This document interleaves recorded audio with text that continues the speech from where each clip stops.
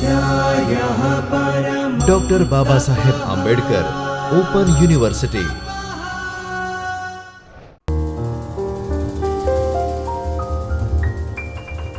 નમસ્તે વિદ્યાર્થી મિત્રો, ડૉક્ટર બાબા સાહેબ આંબેડકર ઓપન યુનિવર્સિટીના અભ્યાસક્રમમાં આપણે જે એગ્રીકલ્ચર સેક્ટરનો અભ્યાસ કરીએ છીએ તે ભારતનું અર્થતંત્ર છે, ભારતીય અર્થતંત્રનો પરિચય એ બાબતમાં આપણે અભ્યાસ કરીએ છીએ. હવે આજે જે આપ અભ્યાસ કરવાના છો એ ભારતીય અર્થતંત્રના કૃષિનો બીજો ભાગ આપણે પાર્ટ 2 કહીએ છીએ. આમ તો પાર્ટ 2 એટલે એનું એડવાન્સ ગણાય. આપણે થોડુંક એના પહેલાં લાસ્ટ સેશનમાં આપણે શું કરેલું હતું એ વિશે આપણે જોઈએ. તો ગયા વખતે આપણે જોયું હતું જે પહેલા ભાગમાં એકમ 5 હતું એમાં આપણે જોયેલું હતું કે 5મા એકમમાં આપણે કૃષિ ક્ષેત્ર એટલે શું એની વ્યાખ્યા સમજીએ હતી. એનો વ્યાપ એટલે કૃષિ ક્ષેત્રમાં કઈ કઈ બાબતોનો સમાવેશ થાય છે એનો આપણે અભ્યાસ કર્યો હતો કે એગ્રીકલ્ચર સેક્ટર એટલે માત્ર જમીન ઉપર ખેતી કરીને ઉગાડવામાં આવતું અનાજ જ નહીં, પણ ખેતી ક્ષેત્રમાં પશુપાલન, માછીમારી, એને સંલગ્ન કોઈ પણ ક્રિયાઓ, એ બધું જે કુદરત સાથે જંગલ પેદાશો એ બધું આવે છે એગ્રીકલ્ચરમાં. તો એગ્રીકલ્ચર સેક્ટર એ બહુ વિશાળ ક્ષેત્ર છે. એગ્રીકલ્ચર સેક્ટર એટલે ભારતમાં એક એનું મહત્ત્વ આપણે જોયું તો મોટા ભાગની વસ્તી એમ સમજો કે એના ઉપર એમાંથી રોજગારી મેળવે છે. જીડીપીમાં એનો મહત્ત્વનો હિસ્સો છે. સ્વતંત્રતા સમયે મોટા ભાગની જીડીપી 50%થી વધારેની આવક એગ્રીકલ્ચર સેક્ટર ઉપર માંથી મળતી હતી ભારતને. હવે જો કે એનું મહત્ત્વ સાપેક્ષ રીતે ઘટ્યું છે. સાપેક્ષ રીતે એટલે કઈ રીતે કહી શકાય કે એના સાથેના જે અન્ય બે ક્ષેત્રો છે, જેમ કે ઉદ્યોગોનું દ્વિતીય ક્ષેત્ર અથવા તો માધ્યમિક ક્ષેત્ર કહી શકાય અને તૃતીય એટલે કે સેવા ક્ષેત્રનું, એ બંનેનો વિકાસ બહુ થયો. એટલા માટે તુલનાત્મક રીતે આપણે એવું કહી શકીએ કે એગ્રીકલ્ચર સેક્ટરનો વિકાસ ઓછો છે અથવા તો એનો ફાળો ઓછો છે. પણ જ્યાં સુધી તમે આપણા જીવનમાં એગ્રીકલ્ચર સેક્ટરનું જે મહત્ત્વ છે એ તમે જો જુઓ તો આજે કેટલા લોકો ગરીબી રેખાથી નીચે છે, કેટલા લોકો ને ભૂખમરાની સ્થિતિ વેઠવી પડે છે. તો આ બધી સ્થિતિ જોતાં એગ્રીકલ્ચર સેક્ટરનું મહત્ત્વ ક્યારેય ઓછું ગણાય નહીં. ધારો કે એ કુલ રાષ્ટ્રીય આવકમાં માત્ર 10%નો ફાળો આપે છે, જીડીપીમાં કે જીવીએમાં તમે જાણો, તો પણ એનું મહત્ત્વ એટલા માટે ઓછું નહીં થાય કે આપણી કુલ જેટલી પણ વસ્તી છે, માત્ર આપણા દેશની નહીં, વિશ્વની જેટલી વસ્તી છે એને ખાદ્યાન્ન પૂરું પાડવાનું છે. ઉપરાંત મોટાભાગના ઉદ્યોગો એગ્રીકલ્ચર સેક્ટર આધારિત ઉદ્યોગો છે, જેમ કે કાપડનો ઉદ્યોગ છે, દવાઓનો ઉદ્યોગ છે, રબરનો ઉદ્યોગ. આ બધા જ ઉદ્યોગો જો તમે જુઓ, પશુપાલન, ડેરી ઉદ્યોગ, માછીમારી, આ બધા જ ઉદ્યોગો છે એ બધા ઉદ્યોગો એગ્રીકલ્ચર સેક્ટર ઉપર આધાર રાખે છે. જો એગ્રીકલ્ચર સેક્ટરનો વિકાસ અટકી જાય અથવા ધીમો થાય તો આ બધા જ ઉદ્યોગોના વિકાસ દર ઉપર અને કુલ ઉત્પાદન ઉપર અસર પડે છે. સસ્ટેનેબલ ડેવલપમેન્ટ ગોલ કહીએ કે એના પહેલાંના મિલેનિયમ ડેવલપમેન્ટ ગોલ્સ કહીએ, આપણું લક્ષ્ય છે ઝીરો હંગર એટલે ભૂખમરાને દૂર કરવું, હંગર ફ્રી વર્લ્ડ, એવા વિશ્વની આપણે કલ્પના અથવા તો રચના કરવા ઈચ્છીએ છીએ કે જ્યાં કોઈ ભૂખથી પીડાતું ન હોય. તો આ બધી સમસ્યા ત્યારે દૂર થાય, ગરીબી રેખાથી કોઈને ઉપર લાવવાનું હોય તો એ ત્યારે બની શકે શક્ય કે જ્યારે એગ્રીકલ્ચર સેક્ટર એનો પૂરો વિકાસ થઈ શકે, એગ્રીકલ્ચર સેક્ટરનો વિકાસ થાય. તો આજે જે આપણે જોવાના છીએ એ તમે જો નજર કરો તો એગ્રીકલ્ચર સેક્ટરનું જે એકમ 6 છે, ભારતનું કૃષિ ક્ષેત્ર, એના ઉપર આપણે ધ્યાન આપવાના છીએ. હવે એગ્રીકલ્ચર સેક્ટરમાં આજે આપણા એકમની શું રૂપરેખા જોવાની છે તો એ છે ભારતમાં કૃષિની સ્થિતિ શું છે. એમાં આપણે પેટા મુદ્દાઓ જોવાના છીએ કે ભારતમાં મહત્ત્વના નિર્દેશકો શું છે કૃષિના, એટલે કે સમસ્યાઓ, અને બીજું કે સમસ્યાઓ કઈ છે. તો સરકારની, અને બીજો મુદ્દો આવે છે સરકારની નીતિ. હવે આમાં તમે એક મુદ્દો ખાસ જુઓ કે આપણે વર્ષ 2016ની સરકારની નીતિ લીધી છે. હવે આ ઉદાહરણ તરીકેની છે. અત્યારે તમે જુઓ તો દર વર્ષે એગ્રીકલ્ચર પોલિસી બદલાતી હોય છે. એમાં ટેકાના ભાવ, તળિયાના ભાવ, એ બધાનો પણ એમાં સમાવેશ થતો હોય છે. બેંક ધિરાણની નીતિ, સરકાર જે કંઈ પણ નક્કી કરે એગ્રીકલ્ચર સેક્ટર માટે એ સરકારની નીતિ ગણાય છે. તો આપણે માત્ર 2016ની નીતિ લીધી છે એ પરિચય છે. આ નીતિ હંમેશા બદલાતી રહેશે. એટલા માટે જ્યારે તમે અભ્યાસ કરશો ત્યારે 2016ની નીતિ નહીં હોય, એ વખતે 2019 છે, 2020 છે, 21 છે, જ્યારે પણ તમે અભ્યાસ કરો ત્યારની નીતિ શું છે એ ધ્યાનમાં રાખવાનું. પણ જ્યારે આપણે સરકારી નીતિનો અભ્યાસ કરીએ છીએ ત્યારે એ વખતે કયા કયા મુદ્દાઓ આપણે ધ્યાનમાં લેવા કે જેથી કરીને આપણે સમજી શકીએ કે કોઈ પણ દેશની સરકારની તે દેશની એગ્રીકલ્ચર પ્રત્યે કેવી નીતિ છે એ માટે આપણે પરિચય મળી શકીએ. આ જ નીતિ કાયમી છે એવું બિલકુલ નથી માનવાનું. આમાંના અમુક મુદ્દાઓ ભવિષ્યમાં પણ રહી શકે છે, મોટા બધા મુદ્દાઓ ફેરફાર પણ થઈ શકે છે. એનું કારણ છે કે કોઈ પણ દેશમાં ગમે તેટલો ટેકનોલોજીકલ વિકાસ થયો હોય અથવા તો ગમે તેટલો આર્થિક વિકાસ થયો હોય, તેમ છતાં કૃષિ એ મુખ્યત્વે કુદરત આધારિત વ્યવસાય છે. ચોમાસામાં ફેરફાર થઈ શકે, ઋતુ પરિવર્તન થાય, આ બધા જે પરિબળો છે એ મુખ્યત્વે કૃષિને અસર સૌથી પહેલાં કરે છે. તો એક સમયની 2016ની પોલિસી 2017માં કામ ન આવી શકે, 2020માં કામ ન આવી શકે. આ રીતે 2022-25 જ્યારે પણ તમે જુઓ, બની શકે કે આવી જ પોલિસી 2030માં ફરીથી લાગુ પાડવાની જરૂર પડે, કારણ કે એ સમયે જે સંજોગો હતા એવા સંજોગો ફરીથી છે 2030માં. તો 16 જેવી જ પોલિસી 30માં હોઈ શકે, પણ 16ની જ પોલિસી કાયમી હોય નહીં. એટલે આ જે અભ્યાસક્રમ છે એમાં આપણે ઉદાહરણ તરીકે 2016ની કૃષિ ક્ષેત્રની ભારત સરકારની નીતિ આપણે ઉદાહરણ તરીકે લઈએ છીએ. આગળ જુઓ.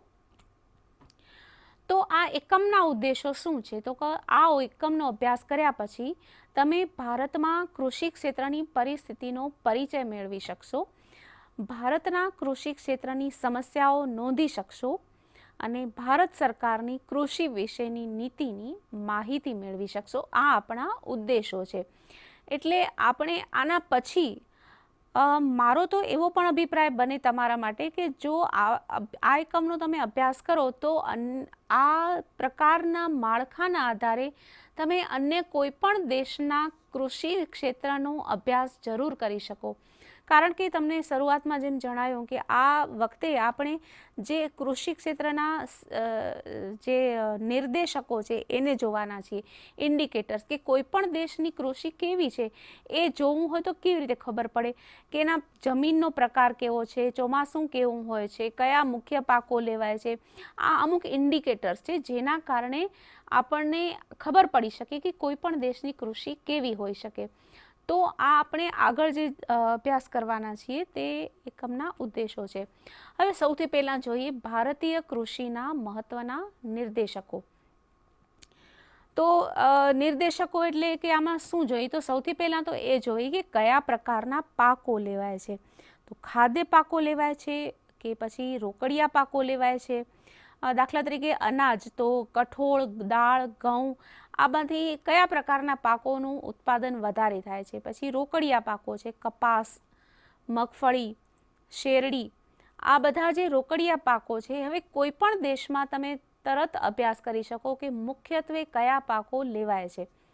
તો એના આધારે જમીનનો પ્રકાર તમે પહેલાં અભ્યાસ કરો કે કયા પ્રકારની જમીન છે, ચોમાસું કેવું છે, એના આધારે તમે ખાદ્ય પાકો છે કે રોકડિયા પાકો છે એ બધાનું જોઈ શકો.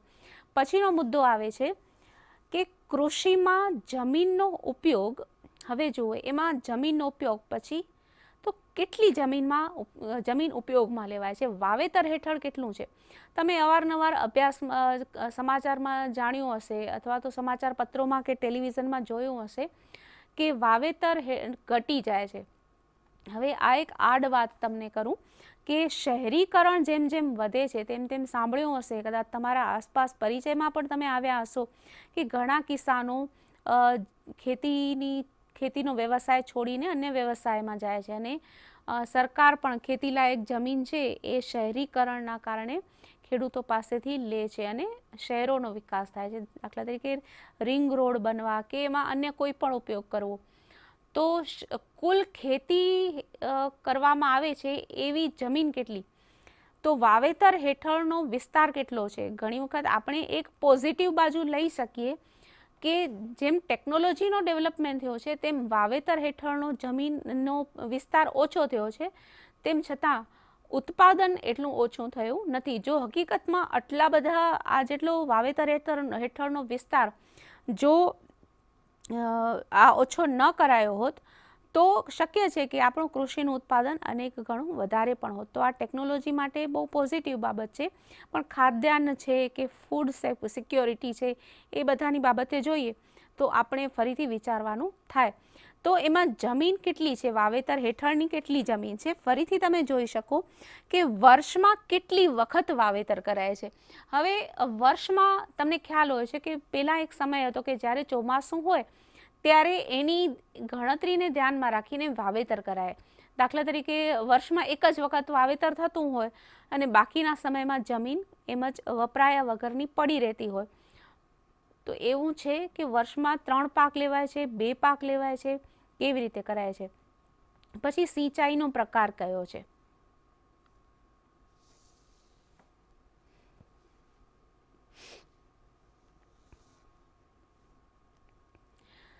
સિંચાઈનો પ્રકાર કયો છે, તો સિંચાઈ કઈ રીતે, કુદરતી સિંચાઈ ઉપર કે કૂવા તળાવ ઉપર આધાર છે, નહેરો વાટે મળે છે, પિયતની જમીન છે, બિનપિયતની જમીન છે, સૂકી ખેતી છે, કયા પ્રકારની છે. તો આ બધા પ્રકારના આધારે આપણે ભારતીય કૃષિને જાણી શકીએ. પછી જંતુનાશક દવાઓ, રાસાયણિક ખાતર, એનો વપરાશ કયા પ્રકારનો છે. ઘણી વખત શું છે કે જંતુનાશક દવાઓ છે કે રાસાયણિક ખાતરો છે એનું જરૂર કરતાં વધારે ઉપયોગ થતો હોય એવું પણ જણાયું છે. તો અને ચોથો મુદ્દો આગળ જોઈએ તો ટેકાના ભાવો કેટલા છે. સરકાર ટેકાના ભાવો જાહેર કરે છે કે શું, સરકારે ટેકાના ભાવો જાહેર કરવાની જરૂર પડે છે કે કેમ.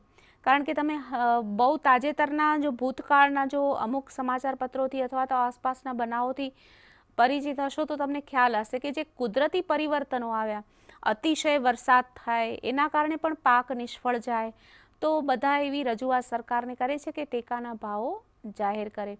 અમુક ઉત્પાદન બહુ વધી જાય તો ટેકાના ભાવ, ઉત્પાદન વધી જાય તો બજારમાં ભાવ ઘટે છે.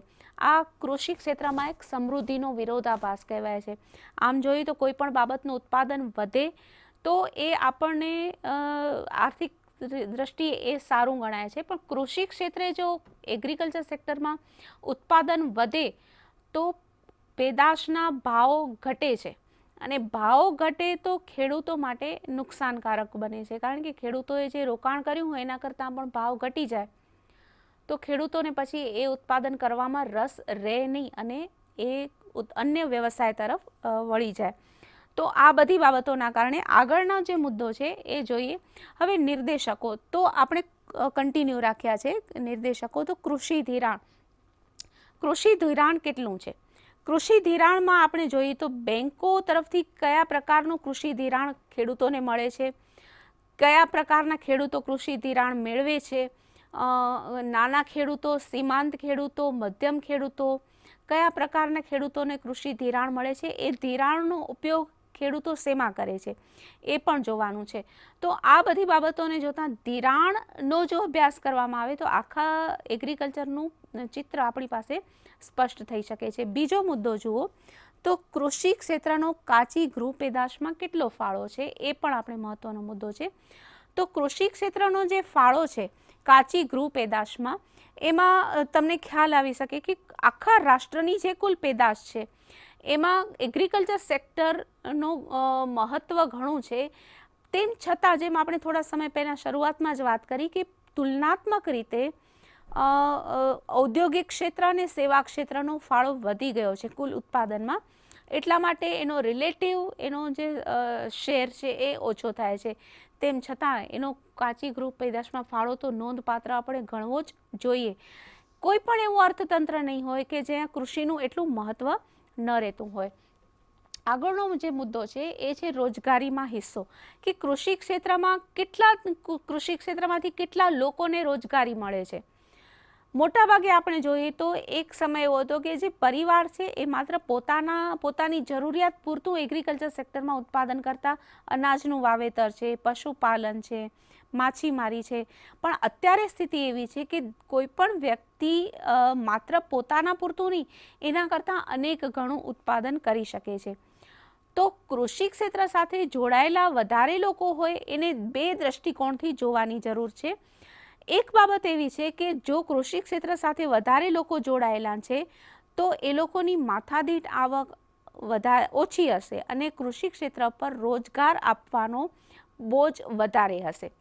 બીજો એક મુદ્દો એ નવો દ્રષ્ટિકોણ કેળવી શકાય કે કૃષિ ક્ષેત્ર એટલું સારી રીતે ડેવલપ થઈ શકે કે કૃષિ ક્ષેત્રનું ઉત્પાદન, વેચાણ, ધિરાણ, અન્ય કૃષિ ક્ષેત્ર સંલગ્ન સેવાઓ, આ બધાને જો કૃષિ ક્ષેત્રમાં સમાવેશ કરી તો કૃષિ ક્ષેત્ર ઘણી સારી રોજગારી ઘણા લોકોને આપી પણ શકે. કારણ કે આપણે નિકાસ ઉપર ધ્યાન આપવાનું છે, આપણે ફૂડ સિક્યોરિટી ઉપર ધ્યાન આપવાનું છે અને ગરીબી રેખાથી લોકોને ઉપર લઈ આવવાના છે. તો કૃષિ ક્ષેત્રમાં કેટલી ક્ષમતા છે એ પણ આપણે જોઈ શકીએ. આગળનો મુદ્દો જો તમે જુઓ, હવે ભારતના કૃષિ ક્ષેત્રની સમસ્યાઓ કઈ કઈ છે.